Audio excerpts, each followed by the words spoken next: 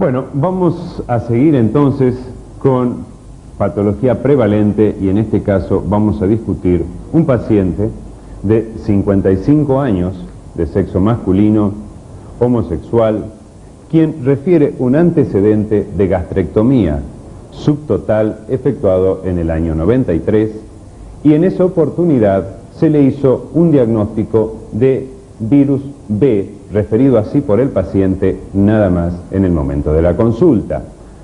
No sabemos si ese paciente en aquel momento tenía una hepatitis aguda, una hepatitis crónica, si era un portador asintomático del virus B, y que se le había aclarado, todo esto referencia verbal del paciente, que no era portador del virus de la hepatitis C.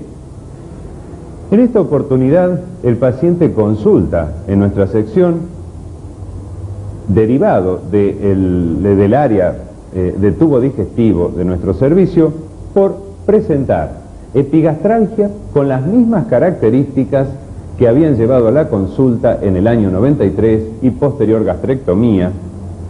En el servicio, en el área de tubo digestivo, teniendo en cuenta el antecedente de su gastrectomía y las manifestaciones clínicas que en este momento el paciente tenía, le realizaron una endoscopía digestiva alta que mostró varices esofágicas grado 2 y una cirugía de una Billroth 2, o sea, cicatriz quirúrgica de una Billroth 2. Es decir, es un paciente que tiene el antecedente epidemiológico, homosexual, población de riesgo para hepatitis B, que tiene una infección por virus B que se le mencionó en el año 93 cuando se le hizo la gastrectomía en el interior del país, y que ahora en la endoscopía presenta varices esofágicas, es decir que estamos frente a un paciente que tiene hipertensión portal. Podemos inferir que este paciente tiene una hepatopatía crónica, probablemente ya en fase cirrótica. Con estos elementos y sin tener ningún otro antecedente, es decir, no había antecedentes de drogas, no había antecedentes de alcohol, no había antecedentes transfusionales, con estos elementos pedimos la rutina de laboratorio y solamente vuelvo a repetirles, voy a mencionar acá lo positivo. El paciente tiene un antígeno de superficie positivo, un antígeno E positivo, un anticuerpo anti-E positivo, un anti-HCV negativo, transaminasas, la GOT por 3, la GPT normal, una pseudocolinesterasa normal, una gamma GT por 8 y una fosfatasa alcalina por 4. Plaquetas de 41.000, glóbulos blancos de 3.000, un QIC del 60%. Vamos a tratar, y una gamma globulina de 2.25 con una albúmina de 4. Vamos a tratar de interpretar esto porque además, por el antecedente de su infección crónica, le habíamos solicitado al enfermo, en esta oportunidad, en el laboratorio, el estudio de una alfa-fetoproteína y una ecografía.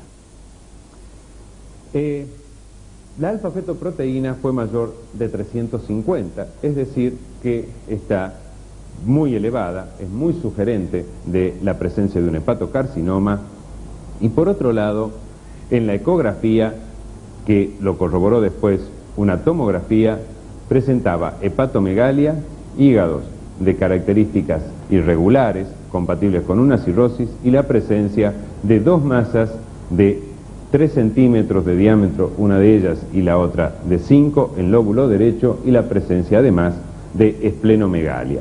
Es decir, estamos frente a un paciente con una hepatopatía crónica que tiene una infección por el virus de la hepatitis B, una infección crónica.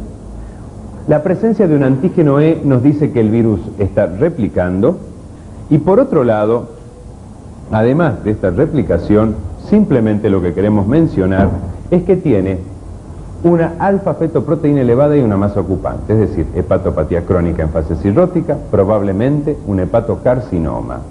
Plaquetas de 40.000. Estamos frente a un paciente que tiene una hipertensión portal que está ya expresada de manera significativa a través de ese hiperesplenismo, como se suele ver en los pacientes, como se puede ver en los pacientes con cirrosis, 40.000 plaquetas y 3.000 glóbulos blancos. El paciente, a excepción de su epigastralgia, estaba absolutamente asintomático, peso conservado, en buen estado general, practicando deporte, jugaba al tenis, de manera tal que nosotros tenemos que asumir una conducta activa y a la brevedad. Independientemente, debemos decir que le habíamos pedido un marcador mucho más sensible de replicación viral, que es el DNA viral, HBV-DNA, por la técnica de quimioluminiscencia, que es lo que disponemos en este momento, pero se pueden pedir por otras técnicas, y con estos elementos nos encaminamos hacia un estudio histológico. ¿Por qué el estudio histológico? Por todos los elementos que mencionamos previamente, pero fundamentalmente no debemos olvidarnos que tenemos que investigar, por un lado, si este paciente tiene o no una cirrosis, cosa que creemos que lo tiene, y por otro lado, investigar esa masa ocupante, esas dos masas ocupantes, si son nódulos o si es un tumor de hígado, un tumor primario, un hepatocarcinoma, debido al hecho de que tiene una hepatopatía crónica, vuelvo a repetir, masa ocupante y alfa-fetoproteína elevada. Vamos a ver ahora las características anatomopatológicas del estudio histológico que se realizó a este enfermo. Fue una biopsia a ciegas en la cual se obtuvo material que ya mostraba la distorsión arquitectural que el hígado tenía, porque era una biopsia bastante fraccionada, como suele ocurrir en la cirrosis a consecuencia de la importante fibrosis. Y en los nódulos arrancados entonces por la biopsia hepática, nódulos hepatocitarios, se veía que la actividad inflamatoria era muy importante, con una importante hepatitis de interfase o necrosis erosiva, y también con la presencia de esta lesión que es la necrosis en puente que hemos mencionado al principio y que marca la gravedad de la actividad inflamatoria. Y hay muchos cuerpos apoptóticos e inflamación hacinada, o sea que era una hepatitis con una actividad inflamatoria importante. Con la misma hematoxilina eosina se podía ver que algunos hepatocitos tenían un citoplasma muy diferente al granular grueso de los hepatocitos normales, que se denomina envidrio esmerilado y que es bastante característico de la infección por el virus B, si bien no totalmente patognomónicos, porque algunas drogas pueden provocar ese mismo aspecto del citoplasma hepatocitario, que es debido en realidad, con la microscopía electrónica se comprueba, a una marcada hiperplasia del retículo endoplásmico rugoso, que en el caso de los pacientes infectados por B está produciendo grandes cantidades de la cápside viral, es del antígeno de superficie del virus. Bien, con la técnica de colágeno de tricrómico se podía ver bien esta distorsión arquitectural con estas bandas fibrosas que delimitaban nódulos de regeneración. Así que podemos decir que esto era una hepatitis crónica con un grado severo de actividad, probablemente un valor de inflamación paranodel de 11 o 12 y en un estadio 4, es decir, una cirrosis. Bien, dos palabras sobre cuáles son los marcadores histológicos de infección por el virus B. A diferencia de lo que ocurre con el C, donde no tenemos ninguna lesión patognomónica, en el B los patólogos podemos establecer en algunos casos con certeza la etiología de la infección de la hepatitis crónica, basados, como vimos, en los hepatocitos en vidrio esmerilado, pero todavía mejor, podemos demostrar tanto el antígeno de superficie como un antígeno del núcleo viral, el antígeno COR, por inmunohistoquímica en los cortes de parafina.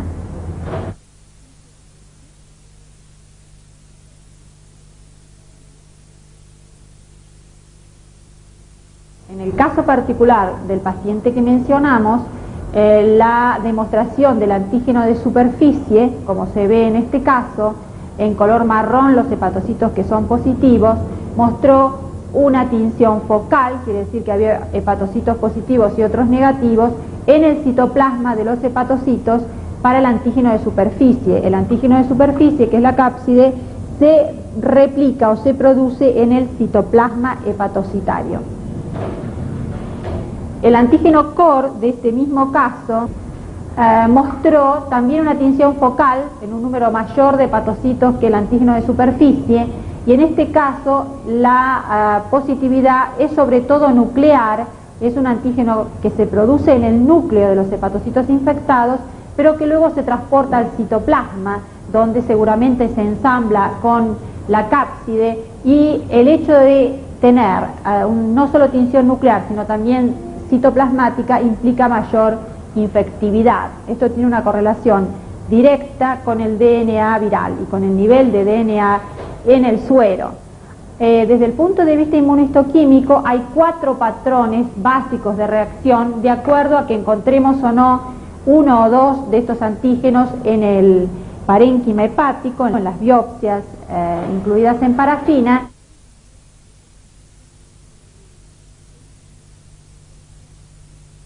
Pero para hablar del caso que nos ocupa, el patrón que tenía, llamado el patrón 3, de demostración de core focal. ¿Qué significa hallar core focal acompañado de antígeno de superficie focal? Significa que la histología va a ser una histología activa, como vimos, agresiva, que son formas de infección por el virus B progresivas, que son pacientes con alta infectividad.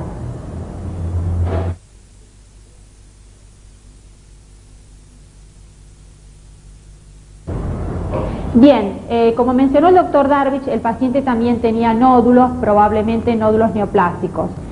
Para estudiarlos se utilizó otra técnica que fue una punción aspiración dirigida por ecografía a los nódulos neoplásticos.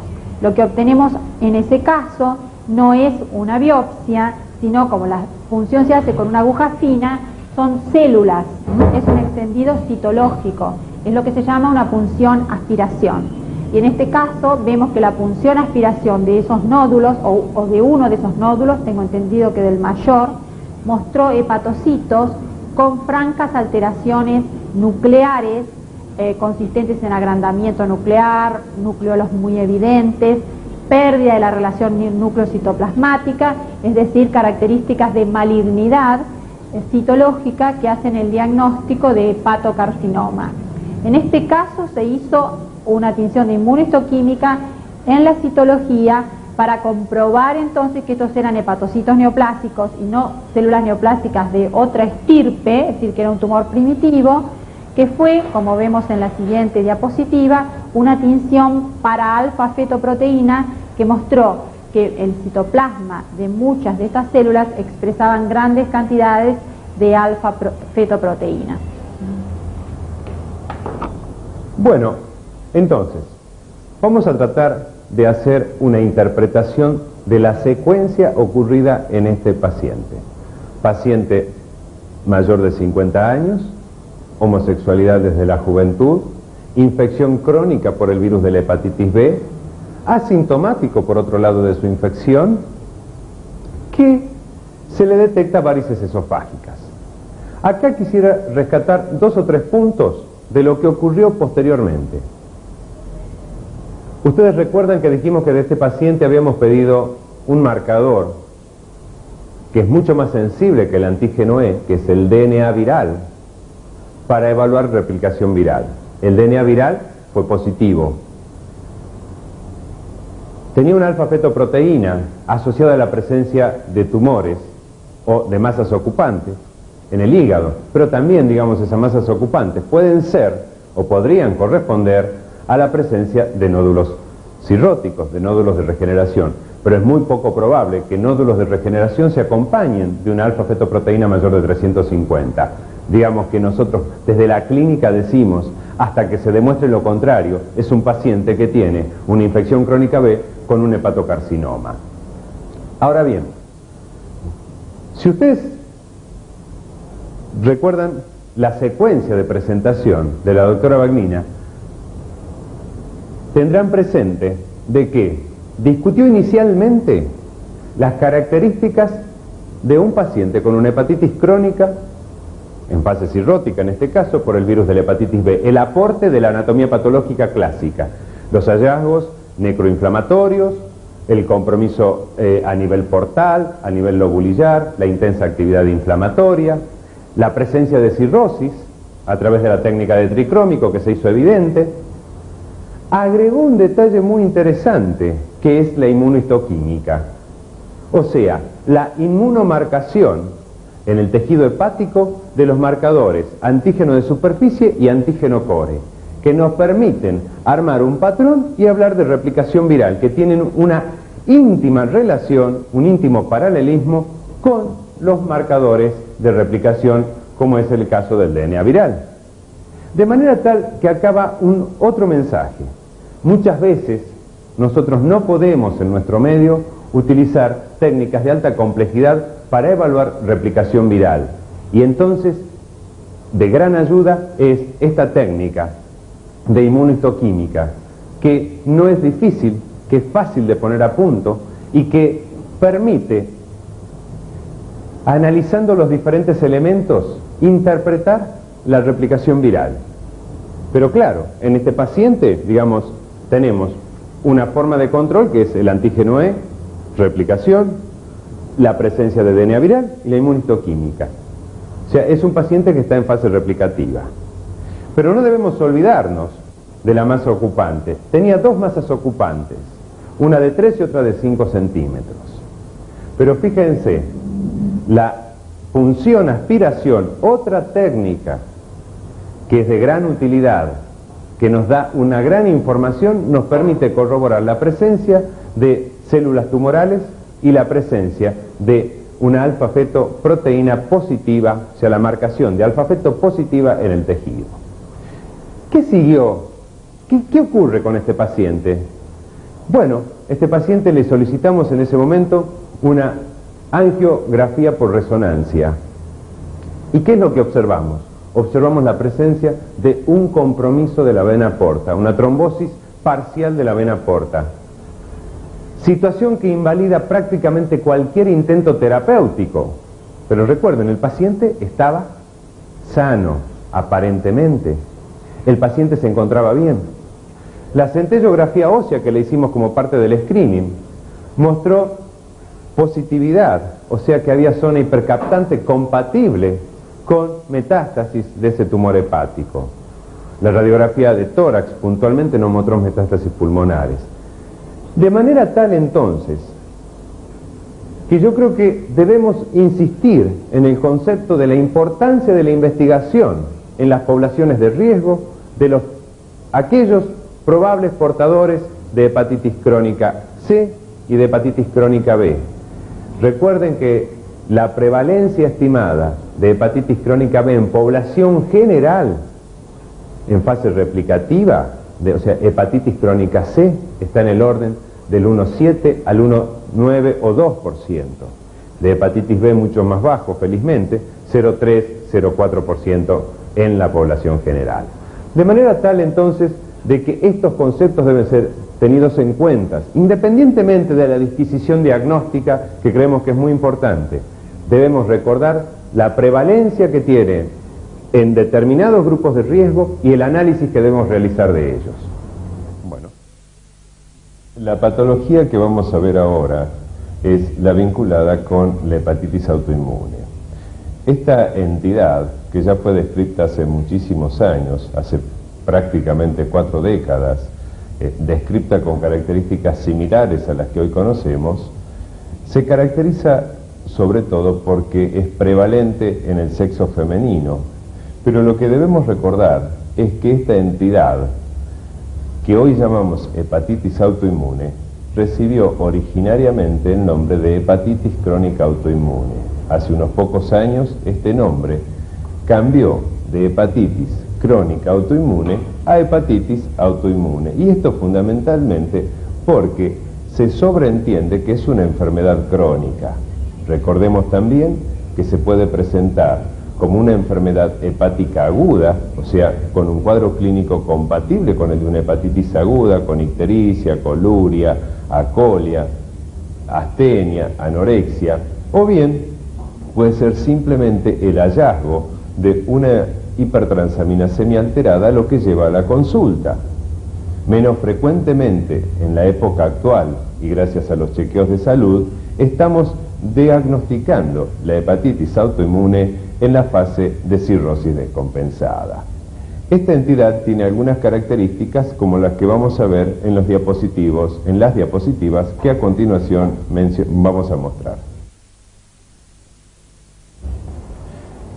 Como podemos ver en esta diapositiva, la hepatitis autoinmune es una hepatitis crónica con un componente inflamatorio, predominantemente periportal, que se caracteriza por la presencia de autoanticuerpos que se detectan en más del 95% de los casos, hipergamaglobulinemia, e indudablemente existe una predisposición genética. Y otro elemento característico es que responde generalmente a la terapéutica inmunosupresora que, utilizada habitualmente con criterio, permite obtener una respuesta en alrededor del 85 a 90% de los casos. De todas maneras, como vamos a ver en la diapositiva siguiente, existen 3 variedades reconocidas de hepatitis autoinmune, pero desde el punto de vista histológico debemos reafirmar este concepto que creemos que es muy importante, como lo mostrará luego la doctora Bagnina, que no hay diferencias histológicas entre los diferentes subtipos. ¿Cuáles son esos subtipos? El tipo 1, que se caracteriza por la presencia de FAN y o antimúsculo liso, el tipo 2 por la presencia de anti-LKM1 y un tipo 3 que en el momento actual está en discusión y que se caracteriza por la presencia de un anticuerpo anti-antígeno soluble del hígado. ¿Qué características, entonces, para finalizar desde la clínica, qué característica tiene la hepatitis autoinmune? Que predomina en el sexo femenino, que alrededor de un 30 o 40% de las enfermas de los enfermos presentan manifestaciones extrahepáticas, que es habitual la hipertransaminasemia en valores variables, desde 1, 2 o 3 veces por encima de lo normal hasta 30 o 40 veces. Un elemento característico y en el que se sustenta la presunción diagnóstica es la hipergamaglobulinemia. Habitualmente tienen valores superiores a 2.5. Como ya dijimos, la presencia de FAN y o antimúsculo liso, que es lo más habitual en nuestro país, y un pequeño porcentaje la presencia de anti-LKM1. Haplotipo. Con respecto al haplotipo podemos decir de que si bien se han descrito algunos característicos, no necesariamente los vamos a encontrar presentes, y muchas veces la presencia de un haplotipo tipo A11 de R4, por ejemplo, se ha asociado con la presencia de manifestaciones extrahepáticas. Y otro elemento que es fundamental es la presencia o la ausencia de marcadores virales, es decir, la negatividad de marcadores de hepatitis B, de hepatitis C y de hepatitis A. En base a este pequeño resumen que se muestra en esta diapositiva, debemos pensar siempre en la posibilidad de una hepatitis de tipo autoinmune.